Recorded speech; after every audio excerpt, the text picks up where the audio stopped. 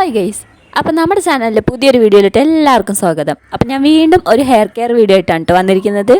അപ്പോൾ കഴിഞ്ഞ വട്ടം ഞാൻ അപ്ലോഡ് ചെയ്തിട്ടുണ്ടായിരുന്ന കഞ്ഞിവെള്ളം പാക്കിൻ്റെ വീഡിയോ എല്ലാവരും കണ്ടു എന്ന് വിശ്വസിക്കുന്നു. അപ്പോൾ ഞാൻ ഇന്ന് ഒരു ഉലുവ ജെല്ലായിട്ടാണ് വന്നിരിക്കുന്നത്. അപ്പോൾ നമ്മുടെ വീഡിയോസൊക്കെ ആദ്യമായിട്ട് കാണുന്നവരുണ്ടെന്ന് വെച്ചാൽ വീഡിയോസൊക്കെ കണ്ട് ഇഷ്ടപ്പെടുകയാണെന്നുണ്ട് വെച്ചാൽ നമ്മുടെ ചാനലൊന്ന് സബ്സ്ക്രൈബ് ചെയ്യണേ. അപ്പോൾ നമുക്ക് എന്തായാലും വീഡിയോയിലോട്ട് പോവാം.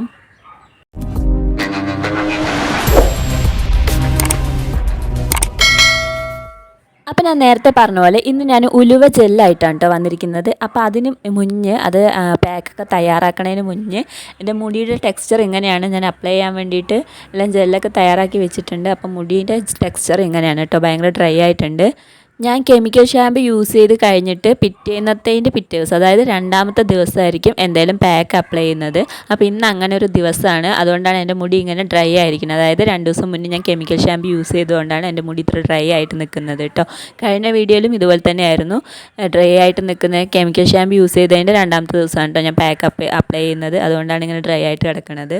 അപ്പോൾ ഈ ഉലുവ ജെൽ എന്തിനാണ് യൂസ് ചെയ്യുന്നത് വെച്ചാൽ നമ്മുടെ മുടിയിൽ നല്ല രീതിയിൽ ഉള്ളു തോന്നാനും പിന്നെ നല്ല ബലം കിട്ടാനായിട്ട് പിന്നെ നല്ലൊരു മോയ്സ്ചറൈസിങ് കണ്ടൻറ്റായിട്ട് ഈ ജെല്ല് യൂസ് ചെയ്യുന്നുണ്ട് കേട്ടോ. നമ്മൾ മുടിയുടെ വരൾച്ചയും സ്പ്ലിറ്റ്നെസ്സൊക്കെ കുറയ്ക്കാനൊക്കെ നമുക്ക് ഈ ജെല്ല് യൂസ് ചെയ്യാൻ പറ്റും. അത് മുടിയുടെ ലെങ്ത്തിലോട്ട് യൂസ് ചെയ്യുമ്പോഴാണ് കേട്ടോ. നമ്മളിപ്പോൾ എന്തായാലും തലയോട്ടിയിൽ മാത്രമായിട്ട് യൂസ് ചെയ്യാനാണ് നമ്മൾ ഈ ഉലുവ ജെല്ല് ഉണ്ടാക്കുന്നത്.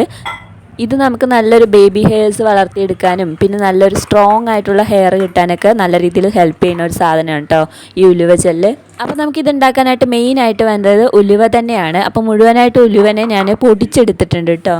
അപ്പോൾ പറഞ്ഞ പോലെ നമുക്ക് വേണ്ടത് ഉലുവ പൊടിയാണ്. അപ്പോൾ ഞാൻ ഉലുവ പൊടിച്ചെടുത്ത ആ പൊടി 1.5 ടേബിൾ സ്പൂണോളം എടുത്തിട്ടുണ്ട് കേട്ടോ. അതിലോട്ട് ഒരു 1/2 കപ്പ് വെള്ളമാണ് ചേർത്ത് കൊടുത്തിരിക്കുന്നത്. ഇത് തലേന്ന് പൊടിയിലോട്ട് വെള്ളമൊക്കെ ആഡ് ചെയ്തിട്ട് മിക്സ് ചെയ്ത് വെച്ചതാണ് കേട്ടോ. തലേന്ന് തന്നെ കുതിരാനായിട്ട് വെച്ചതാണ്. അപ്പോൾ പിറ്റേന്ന് നോക്കുമ്പോൾ ഇതുപോലെ കട്ട കെട്ടിയിട്ട് കുതിർന്ന് കിട്ടുന്നുണ്ട് കേട്ടോ. കുതിർത്തെടുത്ത ഈ ഉലുവ പൊടിയിലോട്ട് നല്ല ചെറിയ ചെറിയ കട്ടകളുണ്ട്. അപ്പോൾ ഞാൻ അതൊക്കെ ഒന്ന് ഉടച്ചു കൊടുക്കണ്ടേ. ഇനി നമുക്കിതൊന്ന് അരിച്ചുകൂടി എടുക്കണേ, അപ്പോഴും നമുക്ക് ആ ഒരു ജെല്ലിൻ്റെ കൺസിസ്റ്റൻസിയിലോട്ട് കിട്ടത്തുള്ളേ. അരിപ്പ വെച്ചിട്ട് അരിച്ചാലൊന്നും ശരിയാവത്തില്ല. അപ്പം നമുക്ക് എന്തായാലും ഒരു പഴയ ക്ലോത്ത് വെച്ചിട്ട് തന്നെ അരിച്ചെടുക്കാവേ.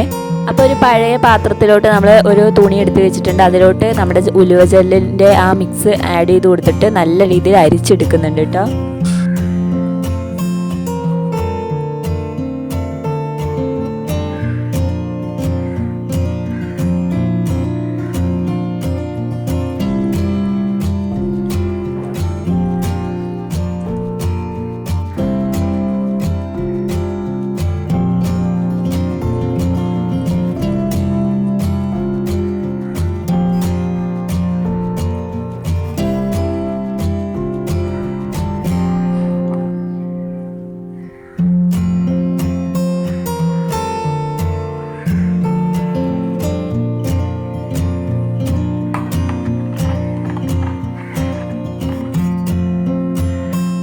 ഇപ്പോൾ അതാണ്ട് നമുക്ക് അരിച്ചെടുത്തിട്ട് ഒരു ജെൽ കൺസിസ്റ്റൻസിയിലാണ് കേട്ടോ കിട്ടിയിരിക്കുന്നത്.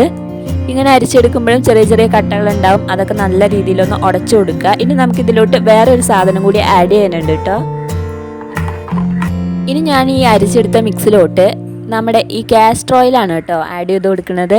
ആവണക്കെണ്ണയില്ലേ, ആ സാധനം 1 ടേബിൾ സ്പൂൺ ആവണക്കെണ്ണയാണ് കേട്ടോ യൂസ് ചെയ്യുന്നത്. ഇതിന് പകരമായിട്ട് നമുക്ക് വേണമെങ്കിൽ ഇവിയോൺ ടാബ്ലറ്റ് ഇല്ലേ, വിറ്റാമിൻ ഇൻ്റെ ക്യാപ്സ്യൂള്, ആ സാധനം ഒന്ന് ചേർത്ത് കൊടുക്കാം. അതല്ലെങ്കിൽ നമ്മൾ അത് തലയിൽ തേക്കുന്ന ആ ഒരു എണ്ണ ഉണ്ടാവില്ല, ഏതായാലും കാച്ചിയ എണ്ണ ആയാലും വെളിച്ചെണ്ണ ആയാലും അത് വേണമെങ്കിൽ ചേർത്ത് കൊടുക്കുക. അല്ലെങ്കിൽ സാധാ വെളിച്ചെണ്ണ തന്നെ ചേർത്ത് കൊടുക്കുക കേട്ടോ 1 ടേബിൾ സ്പൂണ്. ഉലുവ നമ്മുടെ ഹെയറിനെ കുറച്ച് ഡ്രൈ ആക്കാൻ ചാൻസ് ഉണ്ട്. അതൊന്ന് മെയിൻറ്റെയിൻ ചെയ്യാനായിട്ടാണ് നമ്മളിപ്പോൾ ഈ ഓയിൽ ചേർത്ത് കൊടുക്കുന്നത്. അതുകൊണ്ടാണ് ഞാൻ കാസ്റ്റർ ഓയിൽ തന്നെ എടുത്തത്. അതാകുമ്പോൾ നമുക്ക് കുറച്ചുകൂടി നല്ല രീതിയിലുള്ള ഒരു മോയ്സ്ചറൈസിങ് കണ്ടൻ്റായിട്ട് നമ്മുടെ ഹെയറിനെ ഹെൽപ്പ് ചെയ്യും കേട്ടോ. ഇനി നമുക്ക് ഇത് തലയിലോട്ട് ചേർത്ത് അപ്ലൈ ചെയ്ത് കൊടുക്കുക. അപ്പോൾ ഞാൻ എപ്പോഴും പറയുന്ന പോലെ തലയിലോട്ട് ഏതൊരു പാക്കും അപ്ലൈ ചെയ്യുന്നതിന് മുന്നായിട്ട് നമ്മൾ തല നല്ല രീതിയിൽ ചിക്ക് കളഞ്ഞെടുക്കണം.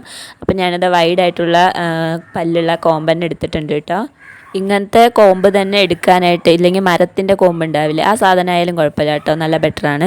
അതായാലും കുഴപ്പമില്ല, എടുക്കാനായിട്ട് നോക്കുക. നമ്മുടെ തിന്നായിട്ടുള്ള നല്ല അടുപ്പിച്ച് കിടക്കണ പല്ലുള്ളതൊക്കെ വെച്ചിട്ട് മുടി ചീവുമ്പോഴത്തേക്ക് മുടി പൊട്ടിപ്പോവാനായിട്ട് ഭയങ്കര ചാൻസ് കൂടുതലാണ്. അപ്പം നല്ല രീതിയിൽ മുടിയുടെ ചിക്കൊക്കെ കളഞ്ഞെടുത്ത് കഴിഞ്ഞ ശേഷം നമുക്കിനി നമ്മൾ തലയിലോട്ട് ഏത് എണ്ണയാണോ യൂസ് ചെയ്യുന്നത് ആ എണ്ണ നമുക്ക് അപ്ലൈ ചെയ്ത് കൊടുക്കാവുന്നതാണ്. ഇതൊക്കെ ഞാൻ എൻ്റെ എല്ലാ ഹെയർ കെയർ വീഡിയോസിലും പറയുന്നതാണ് കേട്ടോ. ഏത് ഹെയർ പാക്കൊക്കെ അപ്ലൈ ചെയ്യുന്നതിന് മുന്നും തലയിലെ ചിക്കൊക്കെ കളഞ്ഞെടുക്കണം, മുടിയിൽ എണ്ണ തേച്ച് കൊടുക്കണം. ഇതെല്ലാവർക്കും അറിയണ കാര്യം കൂടി ആയിരിക്കും, എന്നാലും ഒന്നുകൂടി കാണിക്കുന്നു എന്ന് മാത്രം കേട്ടോ.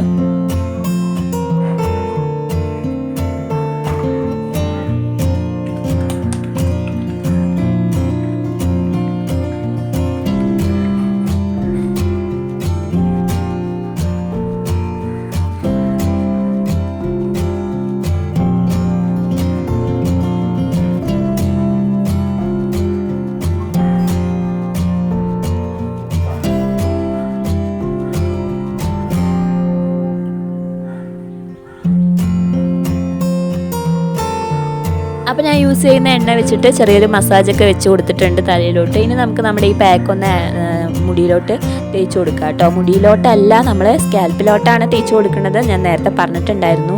അപ്പോൾ നമ്മൾ സ്കാൽപ്പിലോട്ട് ഈ ജെല്ല് തേച്ച് കൊടുക്കുമ്പോൾ തന്നെ വിരൽ വെച്ചിട്ട് ചെറിയ ഒരു മസാജ് കൊടുക്കുക കേട്ടോ.